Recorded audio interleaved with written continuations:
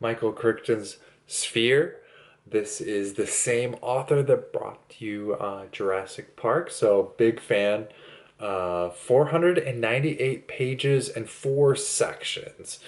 And really, it's a deep sea mystery. A military airplane crashed in the sea, and they call in a psychologist to help um, manage, for lack of a better word, the team that's going down, further than realistically possible. They have, submarines, deep sea divers, tanks, all that stuff under pressure.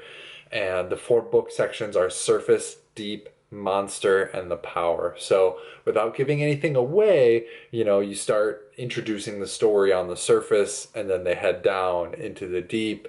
They discover a monster and, figure out how to survive and stop the monsters. So Norman is the main character. He's a psychologist. He was brought in to handle a situation like an alien invasion. How would they think? How would we operate? What are the questions that we would need to ask? Is there a team that we would need to pull together to, interact with? From the different sciences, the different studies, how would you know we as a people best be suited to interact? And so he was trying to pay for his house, and so that was like an ideal contract through the government. And then like I think it's like 10 years later, six, I don't know, maybe it's 6 years, he gets to put the team into action for real life with the military. So there's this crashed plane at the bottom of the ocean, and they're sent down to investigate. Really, that playbook becomes real. And of course, he's got, a mathematician, a biologist, he just has a group of people. I think there's like six or seven of them that are non military. And of course, he has to interact with the Navy personnel who actually physically get them to the bottom of the sea. It's in the South Pacific, and it's a super deep sea dive, lots of oxygen and all that. Different pressures. They use different atmospheres, oxygen levels, preventing fire. There's tons of humidity, all that fun stuff. And of course, to add, an extra element to this, there's a cyclone headed its way. So, he arrives in the South Pacific, and the cyclone is like 2 days out, 2 or 3 days out.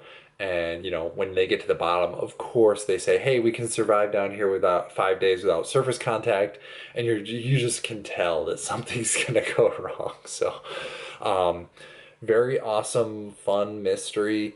Uh, you know, it, I really don't want to give anything away. There's just so many twists, and it's 500 pages, and it's perfectly paced. I mean, you get a twist, and then you kind of like get time to adjust, and then it's like boom, another twist, and then you kind of get like not a lull, but it's kind of like a plateau, and then you're like boom, another twist. So it's just perfectly spaced, lots of fun, great read. He's such a great author. The isolation, it was something I really liked. He handled that really well. The difficulty sleeping in that environment. The decisions, the recklessness, right? When you're sleep deprived, you're in a new environment, you're under pressure, and it's an extreme situation, right? There's a few decisions where you're like, wow, that was like kind of foolhardy or silly or dumb or whatever. But really, I think that's perfect, right? We're all humans, we all make mistakes, we all go out on a whim sometimes. And I thought all of them were pretty on point.